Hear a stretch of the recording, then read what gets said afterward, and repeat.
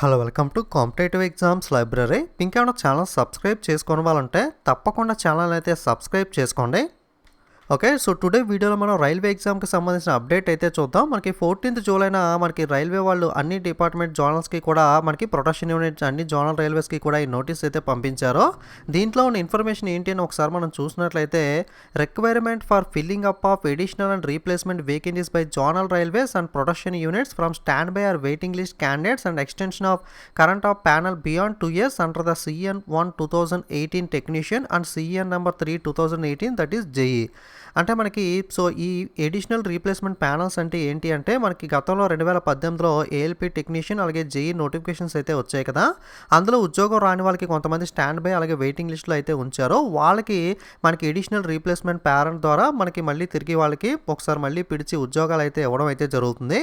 Okay, so దీనికి సంబంధించి మనకి instructions are issue to all zonal railways and production units by board letter of event number dated the 30th/6/2022 to review the requirement of technician and JE and send a proposal for extension of currency of panels for filling up of replacement and additional vacancies and for filling up of additional vacancies from standby waiting list candidates available with the RRBs for CN1 2018 and CN3 2018.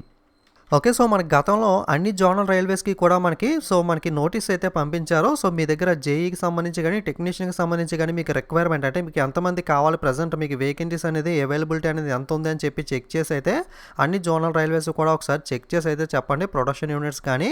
Okay, so దాన్ని బట్టి మనకి ఈ stand by waiting list క్యాండిడేట్స్ని అయితే మనం fill up చేయొచ్చు అని చెప్పి వాళ్ళందరికీ కూడా నోటీసులు అయితే ఇవ్వడం జరిగింది. The proposals received from zonal railways and production unit for replacement and additional technicians and JEE vacancies have been examined by board as per the provision contained in the RRB manual and standby waiting list candidates available with the RRBs. So ఆ proposals ఏవైతే zonal railway okay మాకు ఇంతమంది కావాలి, మాకు ఇంతమంది requirement ఉందని చెప్పి వాళ్ళైతే మనకి బోర్డుకి పంపిస్తారు కదా, దాన్ని అయితే బోర్డు ఎగ్జామిన్ చేసి RRB manual rules and regulations ప్రకారం మనకి ఎలా తీసుకోవాలి ఏంటి అని చెప్పి అయితే మనకి కింద కొన్ని రూల్స్ అండ్ రెగ్యులేషన్స్ అయితే ఇవ్వడం అయితే జరిగింది. ఓకే, సో ఎవరైతే మనకి waiting list stand by candidates ఉంటారో వాళ్ళు మనకి జోనల్ వైజ్గా అయితే పిలవడం అయితే జరుగుతుంది. అలాగే ఎవరైతే ఈ క్యాండిడేట్స్ ఉన్నారో వాళ్ళకి చాలా ఇయర్స్ అయిపోయింది కాబట్టి వాళ్ళకి రీమెడికల్ ఎగ్జామ్ అనేది మెడికల్ ఫిట్నెస్ అనేది రైల్వేలో ఇంపార్టెంట్ కాబట్టి వాళ్ళకి రీమెడికల్ అయితే మనకి చేయడం అయితే జరుగుతుంది. సో రీమెడికల్లో కనుక వాళ్ళు ఫిట్గా ఉంటే కనుక వాళ్ళు తీసుకుంటారు. ఇన్ కేస్ నాట్ ఫిట్ అయితే కనుక వాళ్ళ క్యాండిడేట్స్ అయితే మనకి కన్సిడర్ అయితే చేయబడదు. ఓకే, సో ఇది ఒక ఇంపార్టెంట్ పాయింట్ మనకి.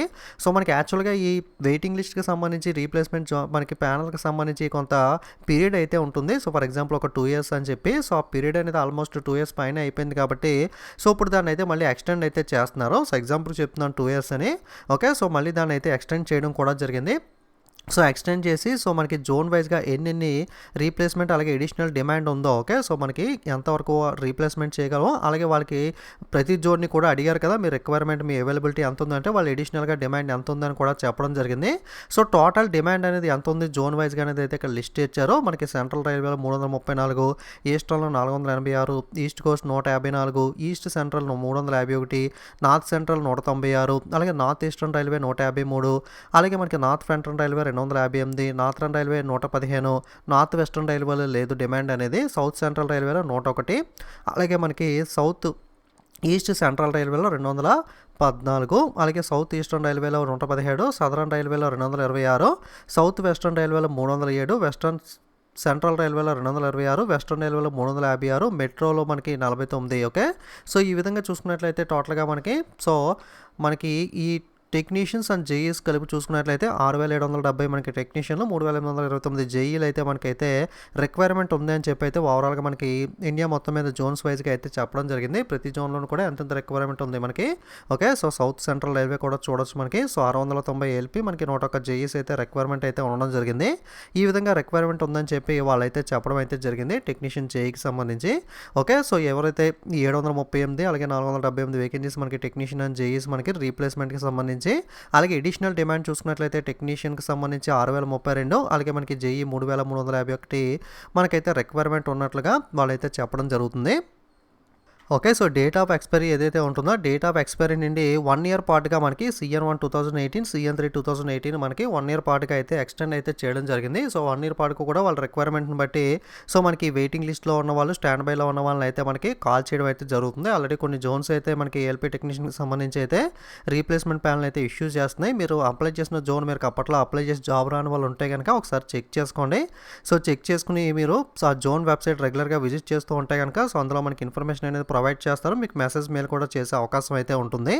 ఓకే. సో, మనకి దీన్ని బట్టి నెక్స్ట్ ఏంటి అంటే దాదాపుగా మనకి ఇక్కడ 10,000 మంది మనకి ఈ విధంగా కనుక రిక్వైర్మెంట్ క్యాండిడేట్స్ వాళ్ళు ఉద్యోగానికి వేరే ఉద్యోగం ఏదో రాకుండా ప్రజెంట్ ఈ జాబ్ కోసం వెయిట్ చేస్తుంటే కనుక లేదా మనకి ఆల్రెడీ వాళ్ళు చేస్తున్న జాబ్ కన్నా ఈ జాబ్ మనకి మంచిది అనుకుంటే కనుక వాళ్ళు మెడికల్‌గా ఫిట్ ఉంటే గనక మాక్సిమం మనకి ఇందులో అయితే ఫిలప్ చేయడం జరుగుతుంది కాబట్టి ఒక 10,000 మంది అంటే కనీసం ఒక 8,000 మంది అప్రాక్సిమేట్‌గా మనకి ఇందులో సెలెక్ట్ అయినా ఓకే. సో, మనకి ఏంటి అంటే కొంతవరకు కాంపిటీషన్ అనేది అంటే మరీ భారీగా కాంపిటీషన్ తగ్గిపోయి కట్ ఆఫ్‌లు తగ్గిపోతాయని చెప్పను గానీ సో, మనకి ఇప్పుడు డెఫినెట్‌గా వీళ్ళు జాబ్ రాలేదంటే ఇప్పుడు మనకి ఏదైతే ఎన్‌టీపీసీ ఉందో అది ప్రిపేర్ అవుతూ ఉంటారు. లేదా గ్రూప్ డి కూడా అప్లై చేసి ఉంటారో కాబట్టి ఆ క్యాండిడేట్స్‌కి కనుక ఇప్పుడు ఈ వెయిటింగ్ లిస్ట్‌లో మనకి జాబ్ ఇచ్చినట్లయితే గనక కొంతవరకు వాళ్ళైతే మనకి ఫర్ ఎగ్జాంపుల్ CBT2 కూడా క్వాలిఫై అయ్యి మనకి మంచి మార్కులు సాధించిన వాళ్ళు ఇందులో ఉంటే కనుక వాళ్ళు మనకి డైరెక్ట్‌గా ఈ జాబ్ మనకి మెడికల్‌గా ఫిట్‌గా ఉంటే దీంట్లో మనకి జాయిన్ అయిపోతారు కాబట్టి ఏఎల్‌పీ టెక్నీషియన్ గానీ లేదా జేఈ గానీ మనకి జాయిన్ అయిపోతాయి. ఎందుకంటే ఎన్‌టీపీసీ కన్నా ఈ జాబు మనకి వాళ్ళ జాబ్‌ని బట్టి ఇన్‌కేస్ బెటర్ జాబ్ అయితే దీనికి వెళ్ళిపోతారో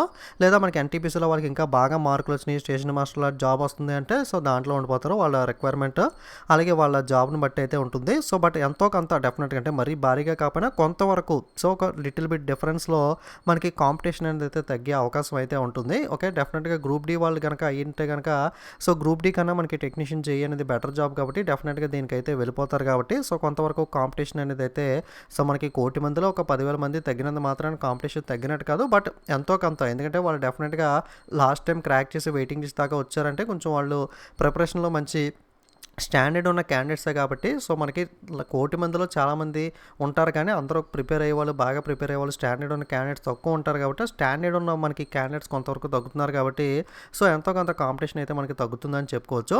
అలాగే మనకి upcoming JEE notification, ALP notification వస్తుందా రాదా అంటే సో, ప్రెజెంట్ అయితే మనకి ప్రతి జోనల్ కూడా వాళ్ళు అయితే వెరిఫై చేసుకుని వాళ్ళ దగ్గర ఉన్న వేకెన్సీస్ అనే వాటిని సో, ప్రెజెంట్ వాళ్ళకి అర్జెంట్‌గా రిక్వైర్మెంట్ ఉన్న వాటిని ఈ విధంగా వెయిటింగ్ లిస్ట్ స్టాండ్ బై ద్వారా ఫిలప్ చేస్తున్నారు కాబట్టి సో, 1 ఇయర్ పాటు కూడా ఎక్స్టెండ్ చేశారు కాబట్టి సో, మనకి వాళ్ళు ఈ రిక్వైర్మెంట్ అంతా అయిపోయిన తర్వాత ఈ వెయిటింగ్ లిస్ట్ ఇవన్నీ కూడా ఎగ్జాస్ట్ అయిపోయిన తర్వాత సో, వాళ్ళు దాన్ని బట్టి ఇంకా అడిషనల్‌గా ఎన్ని వేకెన్సీస్ ఉన్నాయో ఇవన్నీ కూడా క్యాలిక్యులేట్ చేసుకుని దాన్ని బట్టి రిక్వైర్మెంట్ ప్రకారం అయితే మనకి కొత్త నోటిఫికేషన్ జారీ చేసే అవకాశం అయితే ఉంది. బట్ దీనికైతే కొంత సమయం పడుతుంది. ఎందుకంటే ఇది ఆల్రెడీ 1 ఇయర్ ఎక్స్టెండ్ చేశారు. సో, ఈ ప్రాసెస్ అంతా వీళ్ళందరినీ కూడా వెయిటింగ్ లిస్ట్ వాళ్ళని పిలిచి వాళ్ళకి రీమెడికల్ చేసి మళ్ళీ ఒకసారి డాక్యుమెంట్ వెరిఫికేషన్ చేసి వాళ్ళకి మనకి జాబ్ ఇచ్చి ఓకే. సో, ఈ ప్రాసెస్ అంతా టైం పడుతుంది కాబట్టి దాని తర్వాత అయితే సో, డిపెండ్ ఆన్ వేకెన్సీస్ మనకి నోటిఫికేషన్స్ అయితే కొత్తవి వచ్చే అవకాశం అయితే ఉంది. ఓకే. ఇది మనకి ఏఎల్‌పీ టెక్నీషియన్‌కి సంబంధించి, జేఈకి సంబంధించిన రీప్లేస్మెంట్ ప్యానెల్ అప్డేట్ అనేది మీ ఫ్రెండ్స్ ఎవరైనా ఉంటే గనక సో, 2018లో మనకి అప్లై చేసి రాసిన వాళ్ళు సో, వాళ్ళకైతే వీడియోని షేర్ చేయండి. ఇన్ఫర్మేషన్ అనేది తెలుసుకుంటారు. ఓకే. అలాగే గ్రూప్ డి అనేది కూడా 99% మనకి ఆగస్ట్ 17 నుండి స్టార్ట్ అయ్యే అవకాశాలు ఎక్కువగా ఉన్నాయి. ఎందుకంటే మనకి గౌహతి జోన్ డేట్స్ కూడా ఇచ్చేసారు ఎన్‌టీపీసీ మనకి గ్రూప్ డికి ముందే కాబట్టి గ్రూప్ డి అనేది 99% అయితే స్టార్ట్ అవుతుంది. సో, మీరైతే ప్రిపేర్ అయితే రెడీగా ఉండండి. సో, ఎగ్జామ్ పోస్ట్‌పోన్ అవుతుంది ఇలాంటివి మైండ్‌లో పెట్టుకోకుండా కంప్లీట్‌గా ప్రిపేర్ అయ్యి మళ్ళీ ఛాన్స్ రాదు.